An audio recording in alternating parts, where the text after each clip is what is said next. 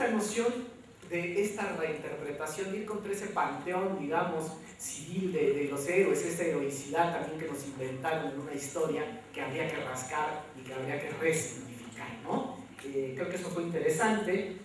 Desde luego la ironía, la mordacidad y la inclusión de sátiras, creo que fue fue de lo más importante en Oaxaca, es decir, el arte en general en México, en Oaxaca, es demasiado sobrio, demasiado formal. Faltaban esos toques de este humor, de esta ironía, de esta mordacidad. ¿Por qué? Porque en sociedades muy jerárquicas, en sociedades donde hay una dominación, no solo digo concreta, de facto, pero también simbólica, es difícil oponerse a estas grandes, a esta historia, digamos, que nos contaron a todos. A mí me interesa mucho pensar, después de esa reflexión de lo que yo podría denominar, Benjamin lo llama muy bien, instante de peligro, o para Adorno es un momento crítico, es decir, cuando todo se reconvierte. Me gustaría pensar en esa construcción de espacios también aparentemente formales o institucionales.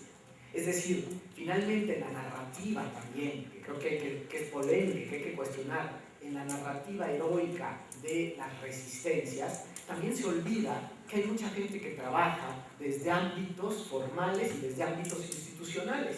A mí me interesó rescatar, por ejemplo, el trabajo de la Universidad Autónoma Benito Juárez desde sus talleres de impresión. Muchos de los jóvenes que participaron, no fue una generación espontánea, ni la lucha es espontánea, ni la intervención de los jóvenes es artística porque es espontánea. O sea, amanecieron ese día, ¿no?, queriendo intervenir e hicieron una obra. Claro que no, tenían una formación y muchos de ellos estaban vinculados a la Universidad Autónoma Benito Juárez, a su taller de gráfica y grabado. Entonces, hay que entender también estas relaciones que no nos gusta a veces meter en nuestra discursividad revolucionaria, que también los lugares aparentemente formales e institucionales tienen una vinculación en su formación con un despertar, con un instante de peligro, con un momento en que todo se zarandea y hay una posibilidad de intervenir, digamos, esta ciudad.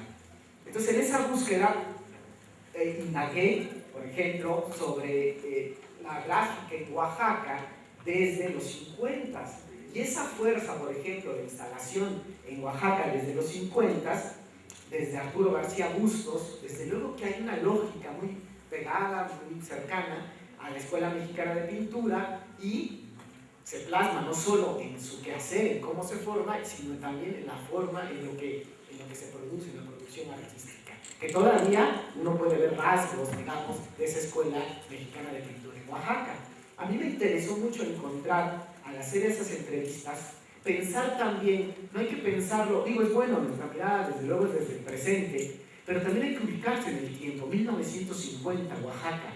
Si en México el grado de analfabetismo, imagínense cuál era, en Oaxaca, zona marginal, sin carretera, no había la carretera que comunicaba con México, se acababa de instalar la Panamericana, es decir, había una dificultad por su orografía, estaba recluida en cierto modo, y gran parte de los artistas eran campesinos.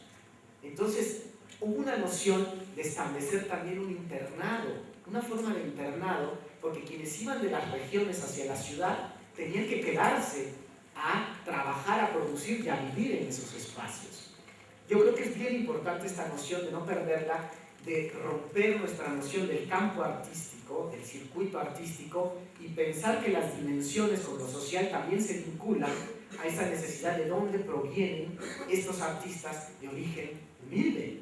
No es por una noción de pensar que necesariamente en su obra tenga que plantearse, digamos, toda la dinámica que el contexto que ellos viven, sino simplemente de darles herramientas para esa destreza técnica, para esa destreza artística a la que finalmente llegan.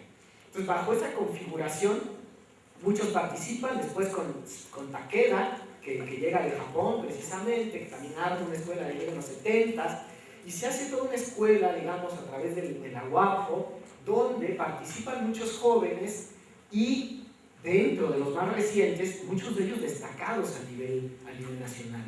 Un amigo mío, por ejemplo, que falleció ya, un gran pintor, Alejandro Santiago, fue uno de los que él me decía: yo tengo muchas dificultades para estudiar, a mí me reprobaron 3 veces en la secundaria, yo no entendía y decían que era un alumno malo, malísimo. ¿Y qué hizo él? En esta noción de las escuelas en los 60s, en los 70s, se quedó esta noción de las instructorías, una posibilidad de entrar a una carrera que era práctica, sin esta noción de la licenciatura que se armó hace pocos años, y él trabajó en la instructoría y trabajó en los talleres y mostró un talento inigualable, ¿no? En el sentido de que pudo abordar, digamos, al final esta gran obra de los 2.501 migrantes, que yo les recomiendo que vean, donde analiza el fenómeno social de su pueblo, ¿no? El Tococulco de Marcos Pérez, en la Sierra Norte, con esta noción del arte. Alguien de origen humilde que decía, a mí me dijeron que era malísimo para el estudio, puede lograr esa potencialidad. Creo que eso hemos olvidado un poco en este terreno del campo del arte contemporáneo, ¿no? Que somos también, que hay mucha gente que proviene de otros orígenes y que para Oaxaca al menos, yo lo pienso, significó no solo esta potencialidad de sus talentos, esta conexión con sus contextos, sino también una movilidad social. Claro, Oaxaca está encerrado en la pobreza porque es una zona destinada solamente al turismo. Por ejemplo, esta noción del arte panfletario versus el arte artístico, ¿no? Esta noción de pensar que solamente lo político, que ya lo habló muy bien Tandegui, debe estar plasmado como temática dentro de lo que se aborda. Creo que eso, a lo mejor ustedes, no sé si lo miren a distancia, nosotros como estuvimos en el 2006, fue una polémica que duró largo tiempo y yo creo que todavía está presente por esta noción de muchos que abanderan esta noción del arte que debe infundirse para el pueblo, por el pueblo, y que en realidad debe tener inscritas siempre temáticas directas hacia explícitas, hacia una intervención política, ¿no? El arte panfletario, como yo veo que en el momento en que en 2006, bueno, ya hasta el 2008, porque la represión y el conflicto duró hasta el 2007 y todavía, digamos, está presente la rispidez política en Oaxaca, pero cómo los artistas tienen que mudarse finalmente, eran jóvenes, muchos eran estudiantes, terminan sus carreras, algunas familias, embarazos no deseados, toda la historia que ya conocemos en México, y entonces de repente tienen lógico que hacer vivo del arte o no vivo del arte. Y lógico que no debo estar inscrito, no puedo estar inscrito solamente en un arte holístico y tal. Muchos transitan, porque ya tenían preparación, hacia la gráfica.